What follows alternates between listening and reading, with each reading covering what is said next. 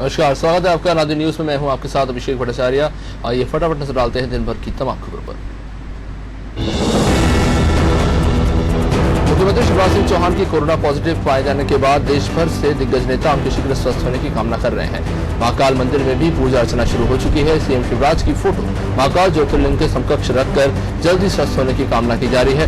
पुजारी ने महामृत्युंजय का पाठ शुरू कर दिया है।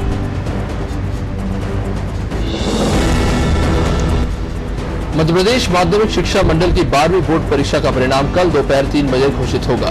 मंडल के सचिव अनिल सुचौरी के मुताबिक परीक्षा परिणाम ऑनलाइन जारी किया जाएगा। कोरोना के कारण कोई कार्यक्रम नहीं रखा गया है। हर साल एमपी बोर्ड 15 मई के आसपास परीक्षा परिणाम घोषित कर देता था, लेकिन इस बार कोरोना के कारण परीक्षा परिणाम देरी से घोषित हो रहे हैं। राज्यपाल आनंदीबेन पटेल ने शिवराज सरकार के इस साल के 2,05,397 करोड़ के विनियोग अध्यादेश को मंजूरी दे दी है। इसे आगामी विधानसभा सत्र में मंजूरी के लिए लाया जाएगा। इसके साथ ही पिछले 3 महीने के खर्चों का लाया गया अध्यादेश निरस्त कर दिया गया है।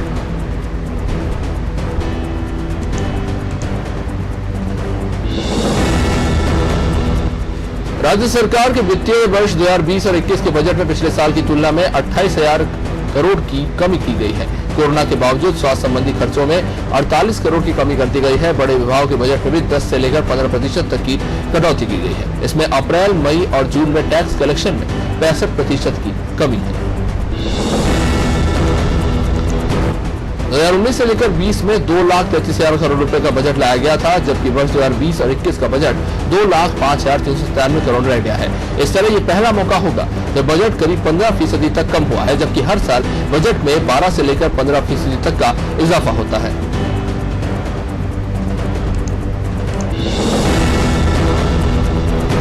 कृषि मंत्री कमल पटेल परिवार सहित होम क्वारंटाइन हो गए हैं। सीएम शिवराज सिंह चौहान की कोरोना रिपोर्ट पॉजिटिव आने के बाद मंत्री कमल पटेल ने हरदा जिला हॉस्पिटल में पूरे परिवार सहित कोविड-19 का टेस्ट करवाया है। हरदा जिला अस्पताल के डॉक्टर मनीष शर्मा ने सभी के सैंपल लिए हैं। रिपोर्ट आने तक सभी होम क्वारंटाइन में रहेंगे।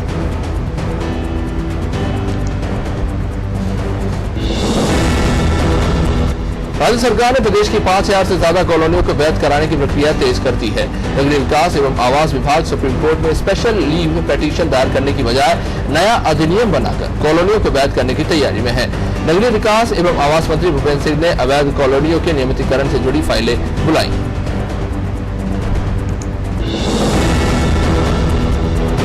जुलाई में मध्य प्रदेश में उम्मीद के मुताबिक बरसात नहीं हुई है। 15 जिलों में अभी तक सामान्य से कम बारिश हुई है।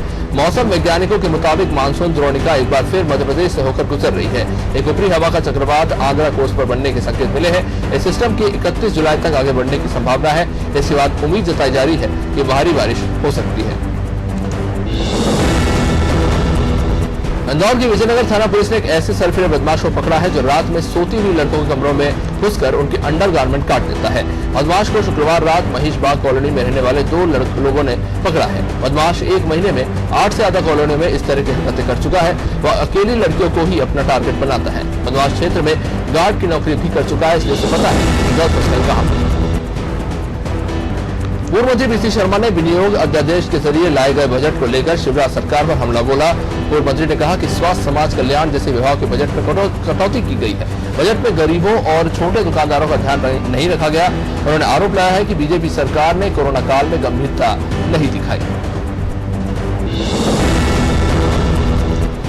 बड़वानी में पुरानी रंजिश में एक महिला की हत्या कर दी गई। घटना सिलावत थाने के ढेंचा गांव की। पुलिस के मुताबिक आरोपी महिला का रिश्तेदार है। घटना वाले दिन चिचली वाली लकड़ियां बीनने गई थी, तभी घात लगाए आरोपी हकन ने महिला के सिर में फावड़ा मार दिया, जिससे सिर में गंभीर चोट लगने के कारण महिला की मौत हो गई।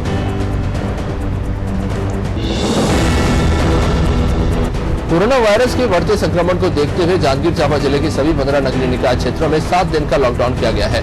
कलेक्टर यशवंत कुमार और पुलिस अधीक्षक पारुल माथुर ने आज नेला जांजगीर नगर पालिका सहित अगरतरा नगर पालिका और बालोदा नगर पंचायत क्षेत्रों का दौरा किया। इस दौरान बेवजह घर के बाहर घूमने वालों को बीच सड़क पर उठक बैठक भी लगवाया। कांग्रेस नेता और पूर्व राज्यसभा सदस्य विवेक तनखा ने सीएम शिवराज के कोरोना संक्रमित होने पर उनके जल्द स्वस्थ होने की बात कही। लगे हाथों उन्होंने मुख्यमंत्री पर कटाक्ष भी किया और कहा कि उन्होंने पहले ही आगाह किया था, लेकिन तब बीजेपी सरकार गिराने में व्यस्त थी। कांग्रेस नेता ने कहा कि अभी कोरोना महामारी को सीरियसली लेने की जरूरत है। छत्तीसगढ़ के उप शिक्षा मंत्री ने गांव में उच्च भट्टी में प्लास्टिक नगर में आने वाले गांव उच्च भट्टी में प्लास्टिक देवा चावल लेवा योजना का शुभारंभ किया। एनएसएस की टीम ने गांव को प्लास्टिक मुक्त बनाने के लिए 1 किलो प्लास्टिक के बदले 5 किलो चावल देने की योजना बनाई है।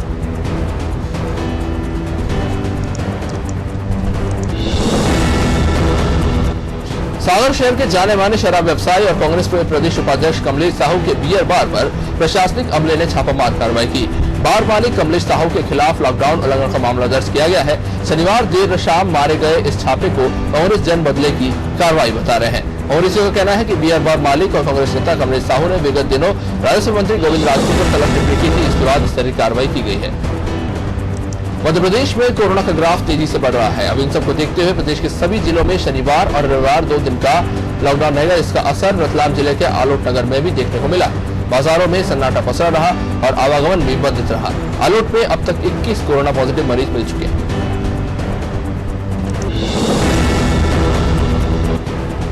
सूर्यपुत्री माताप्ती उद्गम तट से तापी जल को अयोध्या में राम मंदिर शिलान्यास के लिए भेजा जाएगा, जिसे देश की सभी पवित्र नदियों के जल में मिलाकर प्रधानमंत्री नरेंद्र मोदी 5 अगस्त को राम मंदिर का शिलान्यास करेंगे। बैतूल सर्किट हाउस में मां ताप्ती से जुड़े भक्तों ने पूजा पाठ की। इसके बाद मां ताप्ती के जल को अयोध्या रवाना किया गया। मध्य प्रदेश में कोरोना का संक्रमण तेजी से बढ़ रहा है। कोरोना की चेन को तोड़ने के लिए प्रदेश के सभी जिलों में शनिवार और रविवार 2 दिन का लॉकडाउन रहेगा।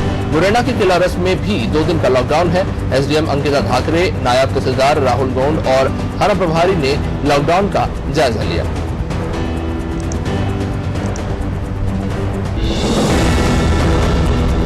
दमोह के हिंडोरिया में खाद्य आपूर्ति निगम के अध्यक्ष और दर्जा प्राप्त राज्य मंत्री प्रद्युम्न सिंह के नगर आगमन पर सोशल डिस्टेंसिंग की जमकर धज्जियां उड़ाई गई।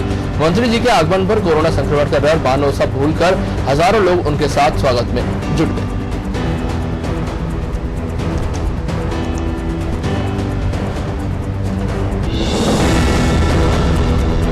मध्य प्रदेश की सियासत में कांग्रेस विधायकों के भाजपा में शामिल होने का सिलसिला लगातार जारी है। इसे लेकर जबलपुर के बरगी विधानसभा से कांग्रेस विधायक संजय यादव ने ट्विटर के माध्यम से बीजेपी पर तीखा हमला बोला। विधायक यादव ने ट्वीट करते हुए कहा कि काबिल लोग ना तो किसी को दबाते हैं और ना ही किसी से दबते हैं।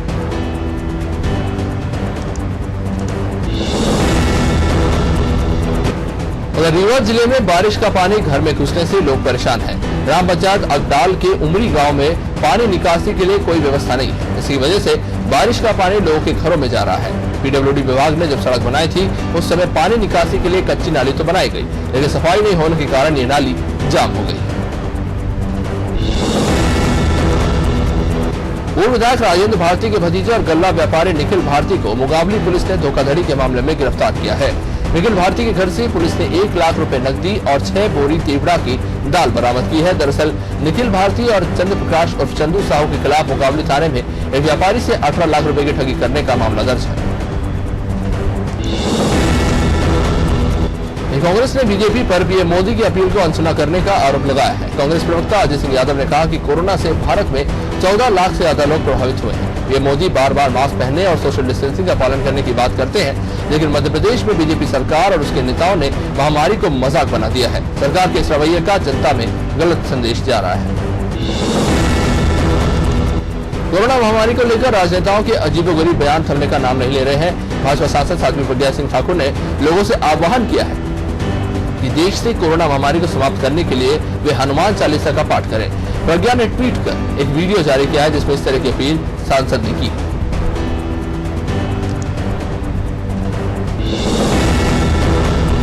कांग्रेस विधायक कुणाल चौधरी ने बजट को लेकर शिवराज सरकार को किसान विरोधी बताया। चौधरी ने कहा कि बजट में कृषि क्षेत्र के फंड में 70% कटौती की गई है। कोरोना संकट में स्वास्थ्य, ग्रामीण अर्थव्यवस्था और बिजली बजट भी कम कर दिया गया है। पूरी सरकार वेंटिलेटर और भगवान भरोसे पर है। राम मंदिर भूमि पूजन पर कांग्रेस विधायक ने कहा कि सरकार राम के बताए आदर्शों को नहीं मानती।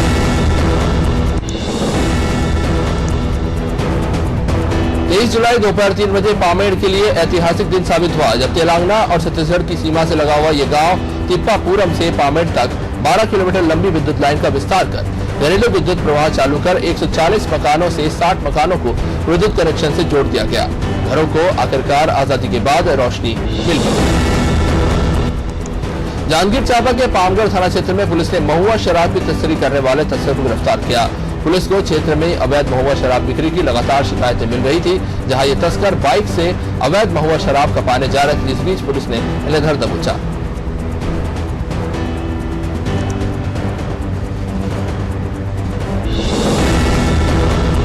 पाडुना में एक और कोरोना संक्रमित पाया गया है, जिसको मिलाकर यहां पर कुल मरीजों की संख्या 13 पर पहुंच गई है।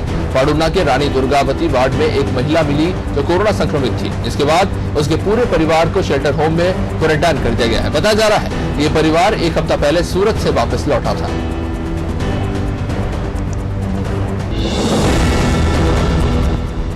पवई में कोरोना महामारी को देखते हुए प्रशासन द्वारा प्रत्येक शनिवार और रविवार को संपूर्ण लॉकडाउन का निर्णय लिया गया है, जिसे देखते हुए सुबह से ही स्थानीय प्रशासन ने नगर का भ्रमण शुरू कर दिया। इसमें मेडिकल के अलावा नगर के सभी व्यावसायिक प्रतिष्ठान बंद रहे और संपूर्ण रूप से घोषित लॉकडाउन में व्यापारियों का भी पूरा सहयोग मिला।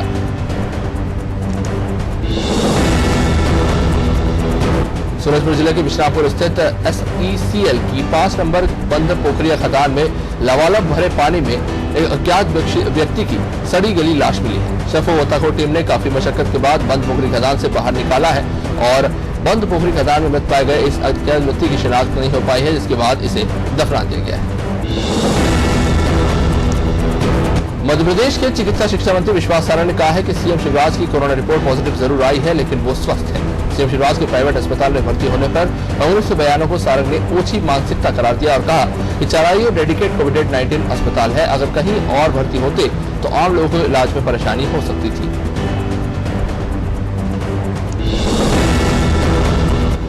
भुसावल के मनकियाई गांव में किसान के बेटे ने बिजली की समस्या से छुटकारा पाने के लिए एक आविष्कार की रचना करके सबको चौंका दिया।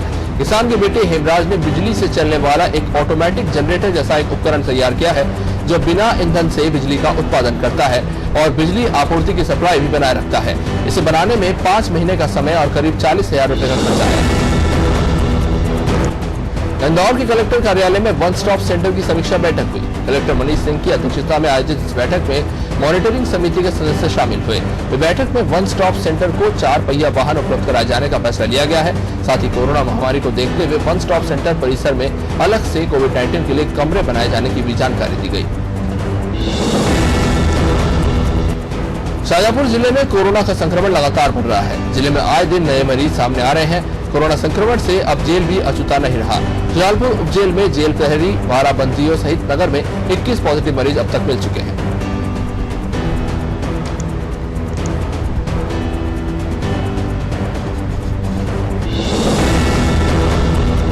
कोरोना पॉजिटिव होने के बाद मुख्यमंत्री शिवराज सिंह चौहान चिरायू अस्पताल में भर्ती हैं। शिवराज सिंह चौहान ने हॉस्पिटल से ही बयान जारी किया है, जहां उन्होंने कहा है कि मैं पूरी तरह से ठीक हूं। कोरोना योद्धाओं की टीम मेरे पूरे समर्पण भाव से मेरा ख्याल रख रही है। मैं प्रदेश भर के कोरोना योद्धाओं को प्रणाम करता हूं, जो अपनी जान जोखिम में डालकर लोगों की सेवा कर रहे हैं। कोरोना के बढ़ते मामलों को देखते हुए राजधानी भोपाल में 10 दिन का लॉकडाउन लगा दिया गया है। लॉकडाउन में पब्लिक सेक्टर बैंकों, निजी और विदेशी बैंकों को शामिल नहीं किया गया है। इन सभी बैंकों में 30% स्टाफ के साथ बैंकिंग कामकाज करने की छूट दी गई।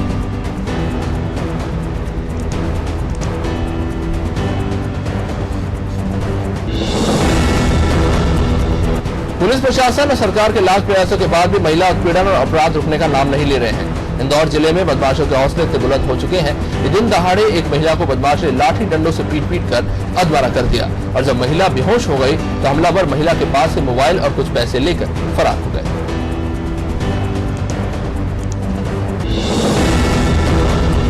राजधानी भोपाल में आबकारी विभाग ने शाहपुरा थाना क्षेत्र के 2 घरों में दबिश दी है, जहां से आबकारी विभाग ने भारी मात्रा में शराब बरामद की है। मुखबिर से सूचना मिली थी कि मंडीदीप के यहां से शराब लाई गई है, जिसके बाद आबकारी विभाग ने कपिल प्रियानी और राजशाह के मकान में दबिश देकर करीब 100 लीटर महंगी शराब बरामद की।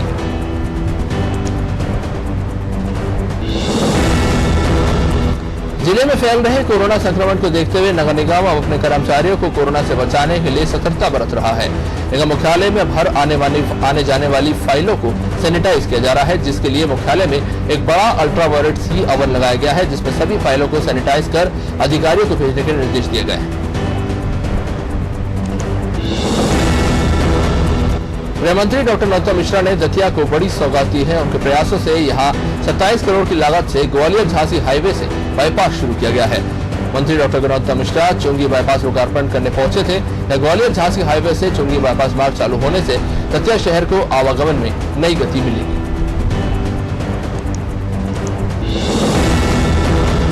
टीकमगढ़ के पलेरा में जमीन विवाद को लेकर दो परिवारों में खूनी संघर्ष हो गया। पटवारी की जमीन को लेकर हुए विवाद में चाचा ने अपनी ही पत्नी और बेटे के साथ मिलकर अपने ही भतीजे और बहू की हत्या कर दी।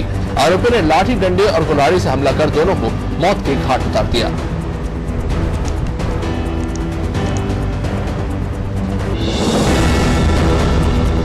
नसरुल्लागंज के लाड़कुई में रेत तस्करों के दो गुट में जमकर विवाद हुआ, जिसमें गोली चलने की खबर है।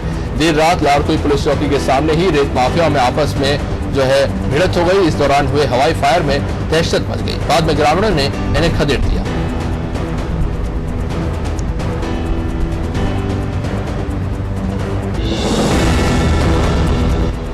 राजनांदगांव जिला पुलिस ने रिटायर्ड पुलिस कर्मियों से ऑनलाइन ठगी करने वाले अंतर्राज्यीय गिरोह का पर्दाफाश किया। पुलिस अधीक्षक ने प्रेस वार्ता कर मामले का खुलासा किया और बताया कि पुलिस ने बिहार और झारखंड से 5 आरोपी को दबोचा है, तो इस तरह के काम को अंजाम देते थे।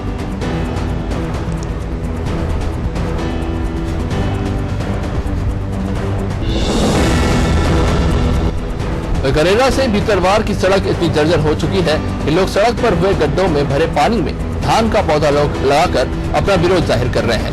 ग्रामीणों का कहना है कि गड्ढों की वजह से लोगों को आने जाने में काफी दिक्कतों का सामना करना पड़ता है और इसी के चलते आए दिन यहाँ हादसे भी होते हैं। ग्रामीणों ने बताया कि 50 किलोमीटर की दूरी तय करने में यहाँ 4 से 5 घंटे लग जाते हैं। बीजापुर में सुरक्षा बल के जवानों ने नक्सलियों की बड़ी साजिश को नाकाम कर दिया। जवानों को नुकसान पहुंचाने के लिए नक्सलियों ने सारकीगुड़ा से 1 किलोमीटर दूर एक पुल पर 40 किलो का आईईडी बम लगाया था। जवानों ने जंगल में इस बम को निष्क्रिय कर दिया और नक्सलियों के मंसूबों को नाकाम कर दिया।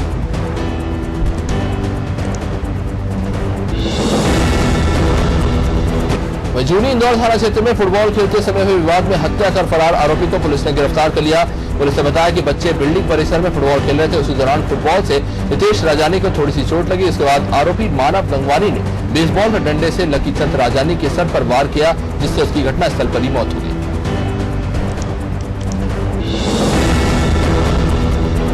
अशोकनगर के चंदेरी में पुलिस ने 5 साल की मासूम से दुष्कर्म के आरोपी को 36 घंटे के अंदर गिरफ्तार कर लिया। मासूम अकेली खेत पर काम कर रहे अपने माता पिता के पास जा रही थी, तभी रास्ते में आरोपी ने उसे अगवा कर लिया और जंगल में ले जाकर उसके साथ दुष्कर्म करने के बाद उसे छोड़ लिया। इसके बाद पॉक्सो एक्ट के तहत मामला दर्ज कर आरोपी को जेल भेज दिया गया है। बड़वानी जिले की पाटी थाना क्षेत्र में कुएं में डूबने से एक 12 वर्षीय बच्ची की मौत हो गई। सूचना मिलते ही पुलिस मौके पर पहुंची और शव को कुएं से बाहर निकाला गया है और परिजनों को शव सौंप दिया गया है। मासूम के पिता ने बताया कि उनकी बेटी अपनी बहन के साथ खेत में काम करने गई थी और काम के बाद जब तीनों कुएं के पास पानी पीने गए तो नीरू का पैर फिसल गया और वो कुएं में गिर गया।